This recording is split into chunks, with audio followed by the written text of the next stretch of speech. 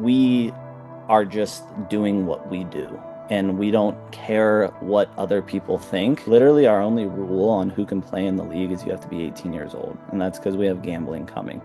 Other than that, it's just a race who can get the ball in the hole in the least amount of strokes. And everything outside the ropes, mayhem. It's it's it's louder signs rather than quiet please. It's awesome food and beverage activations.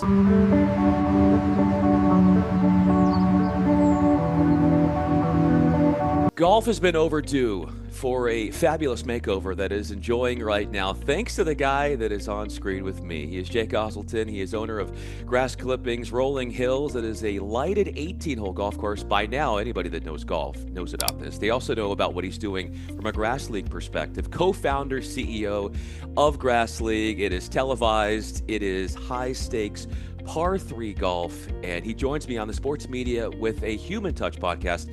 I'm Bryan Fenley. Jake, thanks so much for being a part of this, man. I know you're very familiar with the interview game, so this is nothing new for you.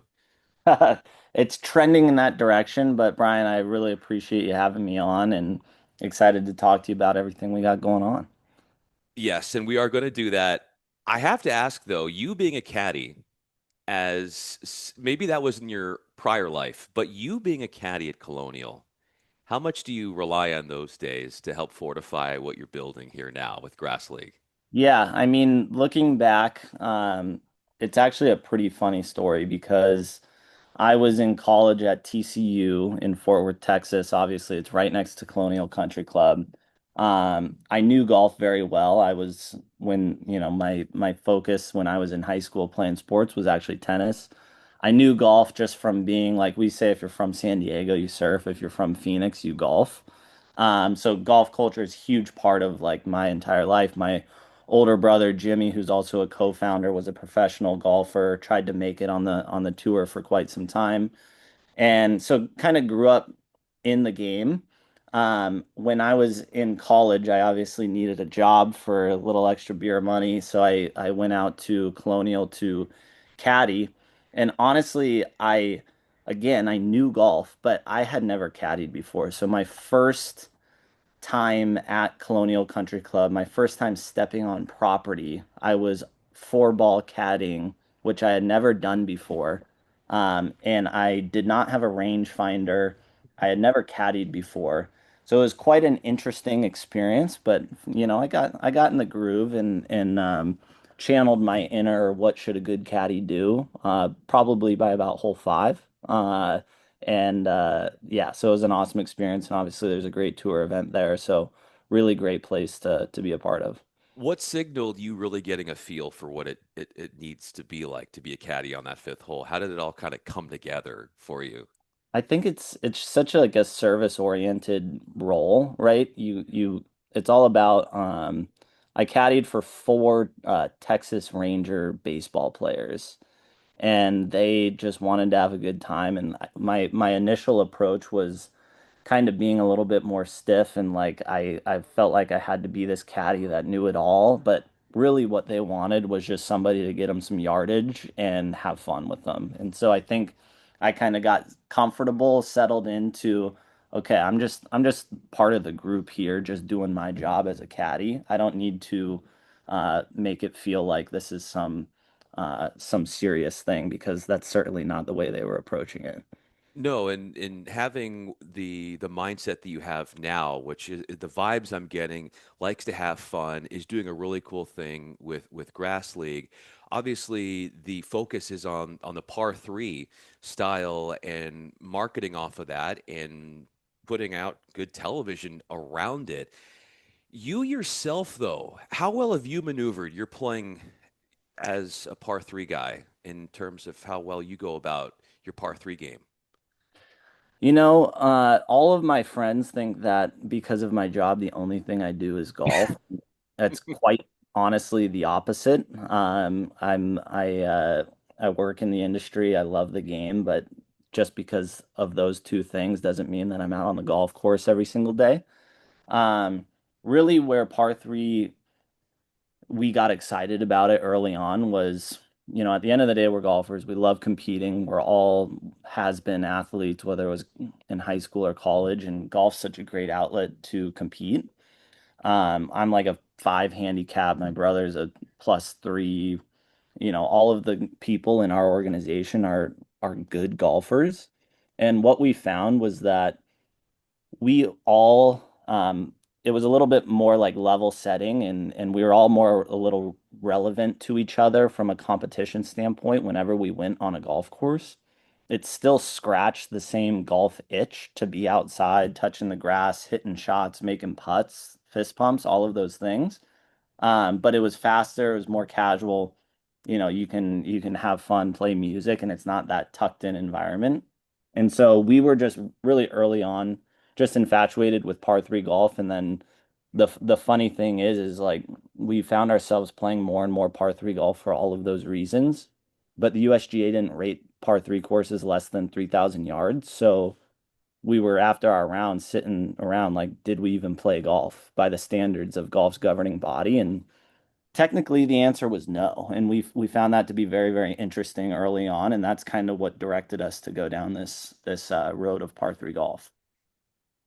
The ideas that you've put forth and what you're doing in the par three golf space probably had to come down to a lot of what opportunities are there in the marketplace, but also the ability to listen. With everybody has an idea, but I would think in your case, how has listening to the people around you, the importance of listening, helped put this all together for you in where it's going? Yeah, I mean, it's been everything. Like we're filling a void that just had been overlooked within the greater game for so long. And you think about par 3 golf courses in general, right? They're typically, because they ran out of land and they're like, the only thing we can put here is a 9 hole or a 12 hole par 3 course. Or there's a country club that's like, oh, we have 20 acres over there. What should we do with it? Let's do a par 3 course, right? They've kind of had that really over the last couple of decades, that sort of approach to them, and like they weren't maintained as well. They weren't taken seriously. And a lot of credit to a golf course, which we're where we started hosting our first events at, which was Mountain Shadows in Paradise Valley, Arizona.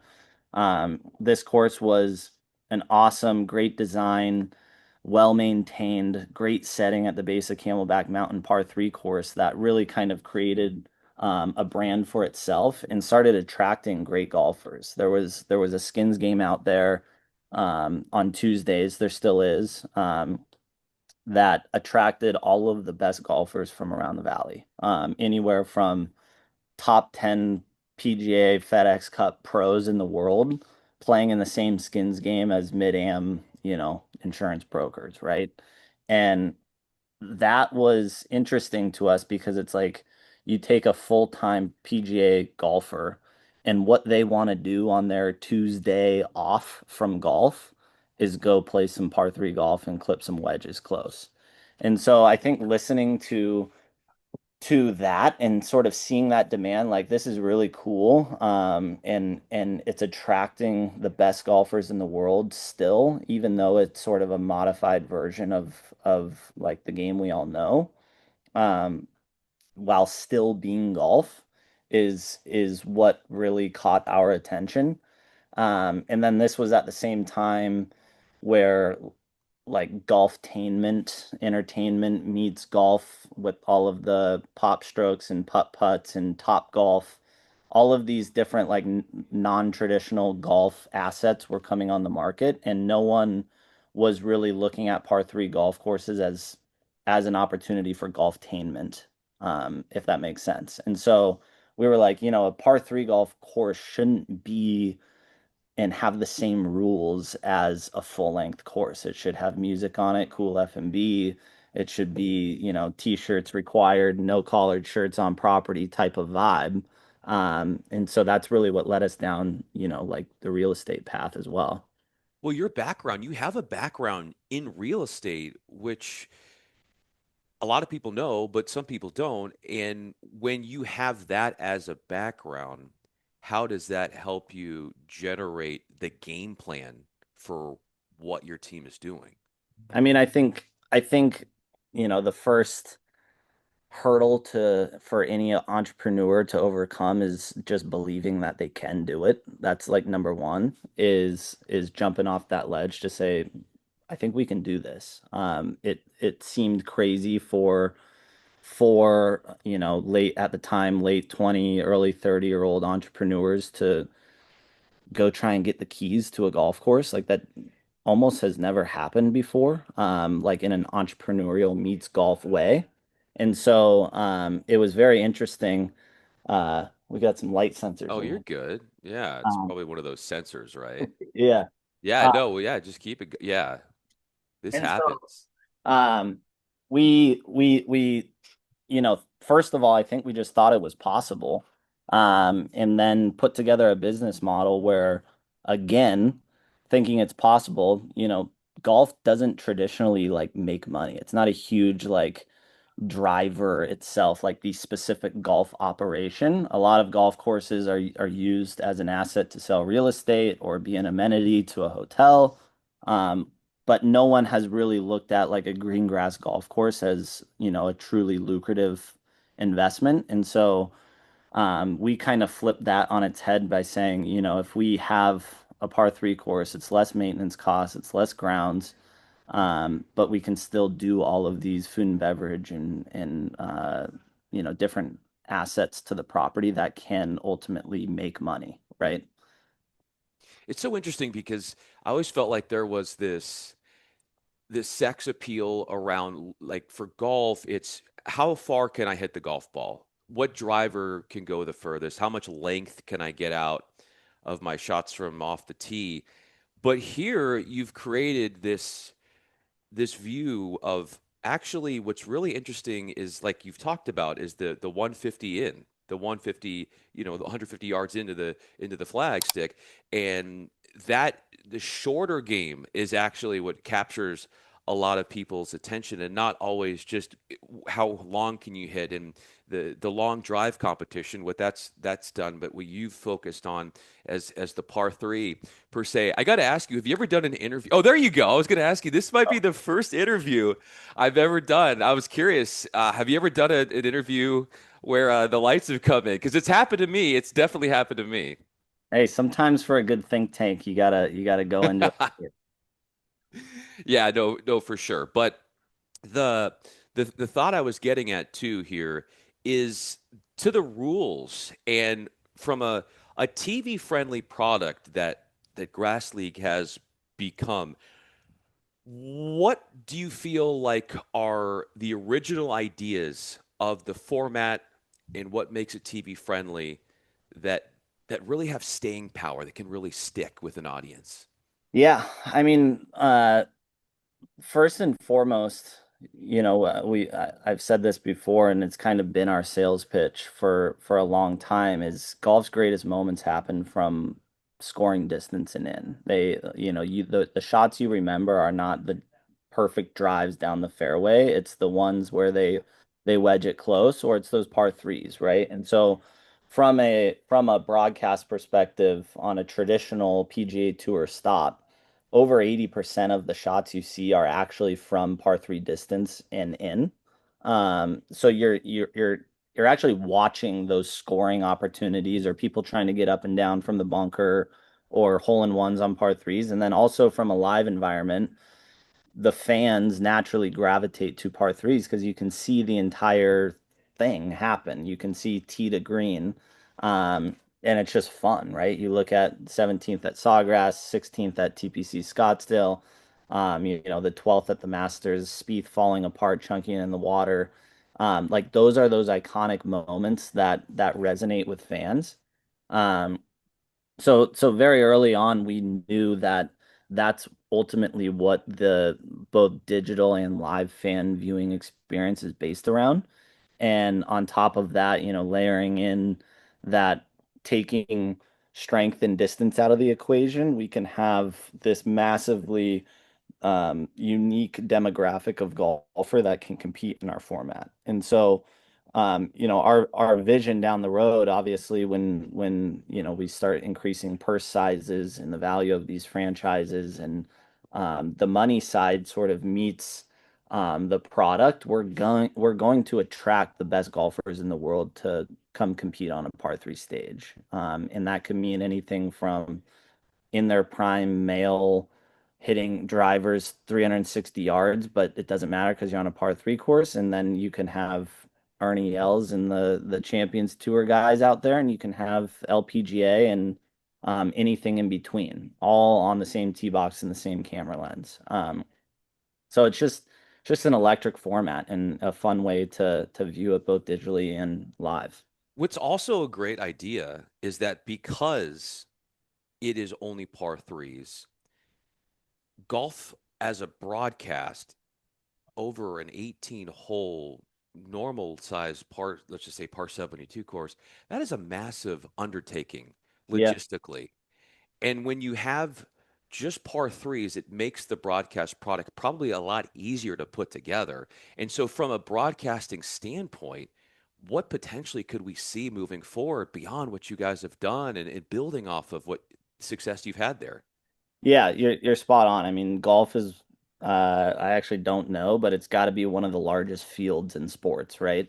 And so it definitely from a broadcast standpoint, like it requires a ton of cameras, mobilization, which all is just costs. And in this par three environment, what we do at our flagship site, and as we take the grass league on the road, we're able to really create these environments where all of the crowd is just shoulder to shoulder, right next to each other, rather than spread out across, a massive golf property.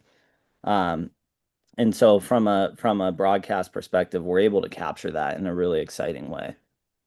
How have other governing bodies or leagues caught on to what you're doing from a golf perspective? And when you're a pioneer like you are, obviously that's going to come with people that are like, oh, this is amazing. And then there are other people, maybe some traditionalists that are like, well, I don't know. But being able to see how other governing bodies of golf are reacting, what has that been like for you guys as you're building something here?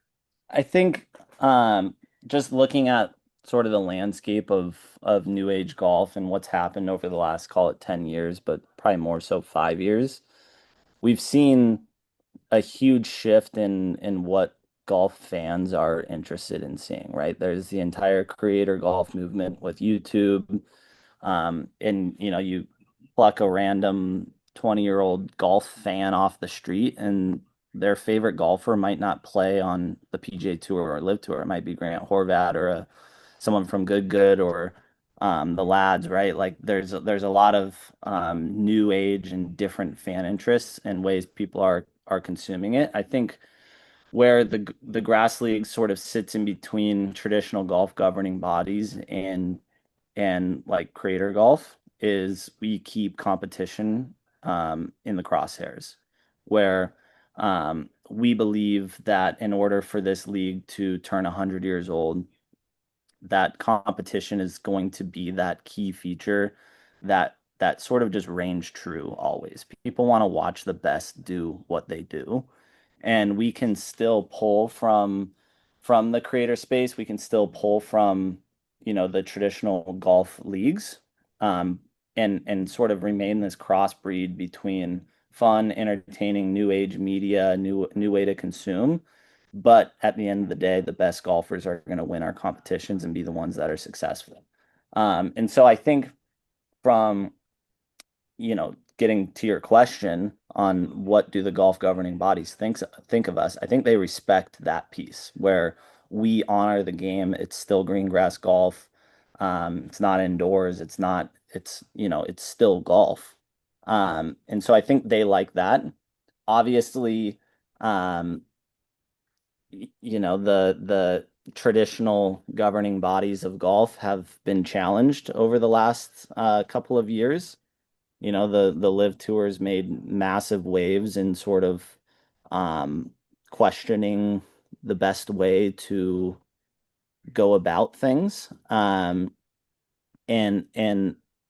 I think what's interesting in the hurdle that we have to overcome is really getting everyone to realize that we are just doing what we do and we don't care what other people think. And we've had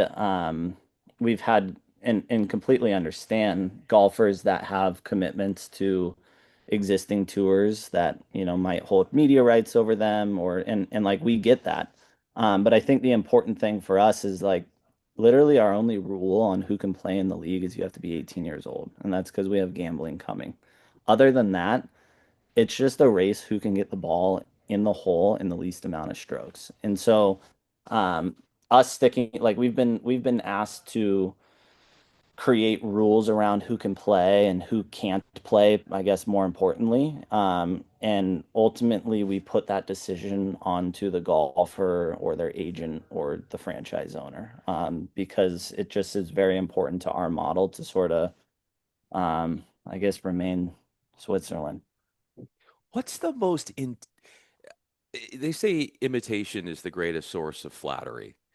How have you seen, maybe it's bits on social media from clips or something, where your ideas are sort of percolating in other places that you're like, huh, I guess we did something right here, or where you're seeing that the different thoughts and concepts are being scooped up by other ventures. Yeah. Um, yeah, I mean, I think there's not been any major players that have come to the forefront that are doing exactly what we're doing. I think, um, again, you can sort of look at on the more like creator side of things. Again, I think people probably respecting that we're keeping competition at the core, and so maybe like pulling some of those creators to, focus on playing good golf a little bit more. Um, I think that I know we're seeing a huge surge in interest in par three golf courses on the real estate side. Anyone that has control of or owns, or has access to, their local par three course, that's kind of been an afterthought or like a fun thing to do every other month. Um, People are looking at our model, what we did in Tempe, to say, this is a real asset that we should invest in and make it cool and awesome. So I would say the most competition that we've seen sort of towards us has probably been more on the real estate side of things, which at the end of the day, like we don't really care. We love it. We want people to make better par three courses. We want people to invest in those. It's ultimately just good for everything we're doing, and it's definitely good for the grass league. We want more stops across the country to be able to go to and internationally. So I think we're really excited about, people buying into our vision and being a tangential, pro for us to be in the same circle with. Golf, as it's at its core, is an individual sport, but with your format, there is a team component to that. You talking to me earlier, we're talking about you came from a tennis. Part of my background is tennis and golf as well, but both individual sports. Why do you feel like there is a growing movement to create a team aspect to individual sports? We're seeing it in other sports as well, but it seems to be catching on. Yeah, I mean, I don't think that the call it the PGA Tour will go into a team component. We see it with the Walker Cup and the Ryder Cup. And honestly, those are some of the most exciting parts of golf. Like you could argue the Ryder Cup's the pinnacle of golf. So I think that, in general, team sports are just awesome. It creates incredible camaraderie for the players. It creates an opportunity for, pretty much a lonely sport to offer these golfers sort of a community to be a part of, play for something that's larger than just them, right? The famous line, your name on the front's a hell of a lot more important than the name on the back from I think Miracle. So there's that component for sure. That is just new and refreshing for a lot of these golfers where it's still lucrative to perform well as an individual on your franchise, but as you win, you're creating a high tide for all of your other teammates on your franchise. And these franchises within the grass league they're set up like very similarly to major five sports leagues, right? Like that's when we originally did the governance, we pulled up how's the NFL work, how's the NBA work, how's MLS work, and we understood our product and sort of retrofitted some of those attributes into our model. Um, and then, on top of that, all of our formats are two-person scramble, right? So you're playing with a playing partner also on another team. So this last event that we just hosted at Goat Hill Park in San Diego, all of the franchises, there were 11 franchises that each fielded four two-person teams, right? So eight golfers competing per franchise. Um, and so, yeah, I mean, it's a cool thing to see, the cultures and the locker room atmosphere of these franchises take shape, right? Like they've all sort of settled into their brands. There's some teams that are wearing streetwear and, wearing baseball like jerseys on the golf course. And then there's some that are in polos tucked in, have a little bit more traditional look. So, um, it's cool to see. And then, obviously from the fan perspective, right? We all love our franchises. When we look at the Tampa Bay Swamp Dogs, right? If you're a Buccaneers fan, you should be a Swamp Dog as well, right? Yeah. So it's a cool thing, and it really resonates with the fans rather than just having to follow a specific golfer. Speaking of the fans, what can they expect December 5th and 6th? Grass League Championship. Yeah, so the 2025 Grass League Championship, December 5th and 6th. This is the first season where our points race has been in play. So the Gila River Resorts and Casinos points race is coming to a culmination in December. It's part of the league-wide revenue sharing. So all of these franchises, there's a revenue share pool. So we post a purse for each event, but then there's also this revenue sharing component. And the team that finishes with the most amount of points at the end of the season gets the lion's share of the revenue share for the franchise. So there's a lot of money at stakes. It's truly high stakes par three golf sort of coming to a head in December. Um, every single one of our events, event over event, has damn near doubled in size, in energy and fan base, and so it's going to be um, really for the first full season, like, and it's a matured league at this point with the points race. We're going to crown a champion in December, and it's going to be wild for How, sure. how, what do we talk? Last question from me. The wildness of it. What could we envision that being like? So again, everything inside the ropes of our tournaments are sanctioned golf tournaments, Arizona Golf Association, the rules officials, they ain't messing around. It's a true golf competition. Everything outside the ropes, mayhem. It's it's it's louder signs rather than quiet please. It's awesome food and beverage activations. All of our sponsor partners really look at this league as a cool way to engage with their customers. So they bring out, all of the stuff, and really make it a fun fan experience. Um, we have folks that come out to grass league events and they watch some golf, but they're also there just because it's an awesome time. It's always great weather in Phoenix I guess in the season. And it's just a great environment to go hang out on a Friday, Saturday, or Sunday.